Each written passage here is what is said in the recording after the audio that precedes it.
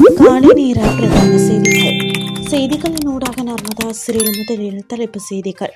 மின்சார கட்டணத்தில் 13.56% அதிகரிப்பு. இறுதி தீர்மானம் நாளை. நீர் கட்டணம் அதிகரிக்கப்படுமா? தேசிய நீர்வளங்கள் வடிகாலமைப்பு சபையின் பதில் என்ன? வளைகுடா நாடுகளுக்கு ஈரான் ஜனாதிபதி விடுத்துள்ள கடும் எச்சரிக்கை. இனி விரிவான செய்திகள்.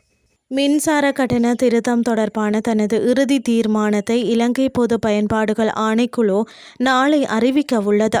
ஏப்ரல் முதல் ஜூன் வரையிலான காலாண்டிற்கு அனைத்து நுகர்வோர் பிரிவுகளுக்கு 13.56% கட்டண அதிகரிப்பை நடைமுறைப்படுத்துமாறு இலங்கை மின்சார சபை கோரிக்கை விடுத்துள்ளது.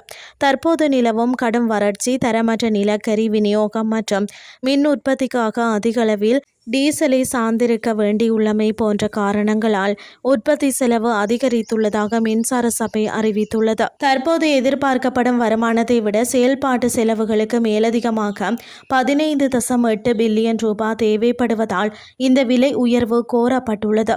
இது குறித்து கருத்து தெரிவித்த ஆணைக்குழுவின் தலைவர் பேராசிரியர் லலித் சந்திரலால், மின்சார சபை சமர்ப்பித்துள்ள தரவுகள் தீவிரமாக ஆய்வு செய்யப்பட்டு வருகின்றன.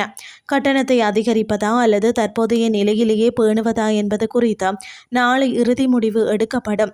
எனினும் மின்சார சபையின் கடந்த கால கடன்கள் எதுவும் புதிய கட்டண கணிப்பீட்டில் சேர்க்கப்பட மாட்டாது என உறுதியளித்துள்ளார்.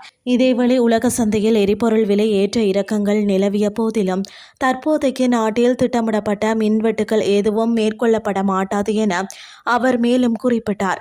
சர்வதேச நாணய நிதியத்துடன் எட்டப்பட்ட உடன்படிக்கையின் ஒரு அங்கமான காலாண்டு விலை நிர்ணய பொறிமுறையின் கீழேயே இந்த திருத்த நடவடிக்கைகள் முன்னெடுக்கப்படுகின்றமை குறிப்பிடத்தக்கது. மின்சார கட்டணங்கள் உயர்த்தப்பட்டாலும் தற்போதைக்கு நீர் கட்டணங்களை உயர்த்தும் தீர்மானம் எதுவும் எட்டப்படவில்லை என தேசிய நீர்வளங்கள் மற்றும் வடிகாலமைப்பு சபை தெரிவித்துள்ளது.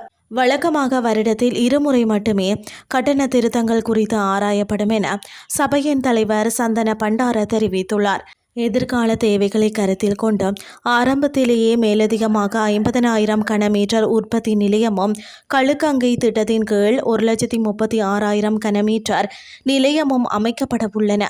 இவை நிறைவடைய 3 ஆண்டுகள் வரை எடுக்கும். வறட்சி நீடித்தால் நீர் விநியோகத்தை குறைக்க வேண்டிய கட்டாயம் ஏற்படலாம் என எச்சரித்துள்ள தலைவர், தோட்டங்களுக்கு நீர் பாய்ச்சுதல் மற்றும் வாகனங்களை கழுவுதல் போன்ற அத்தியாவசியமற்ற தேவைகளுக்கு நீரை பயன்படுத்துவதை தவிர்த்து சிக்கனமாக பயன்படுத்துமாறு பொதுமக்களை கேட்டுக்கொண்டுள்ளார்.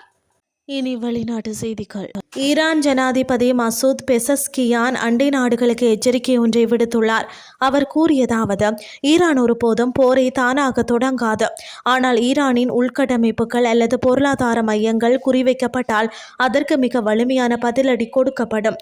உங்கள் நாட்டின் வளர்ச்சி, அமைதி மற்றும் பாதுகாப்பை நீங்கள் விரும்பினால் உங்கள் நிலத்தை பயன்படுத்தி எதிரிகள் போர் நடத்த அனுமதிக்காதீர்கள். அண்டை நாடுகளுடன் நிலையான மற்றும் சுமூகமான உறவையே ஈரான் விரும்புகிறது. ஆனால் அந்த நாடுகளின் இராணுவ தளங்களை பயன்படுத்தி ஈரான் மீது தாக்குதல் நடத்தப்பட்டால் அதற்கு அந்த நாடுகளை பொறுப்பேற்க நேரிடும் என்றும் எச்சரித்துள்ளார். இத்துடன் செய்திகள் யாவும் நிறைவடைகின்றது. அடுத்த இரவு 8:30 எதிர்பாருங்கள். நன்றி.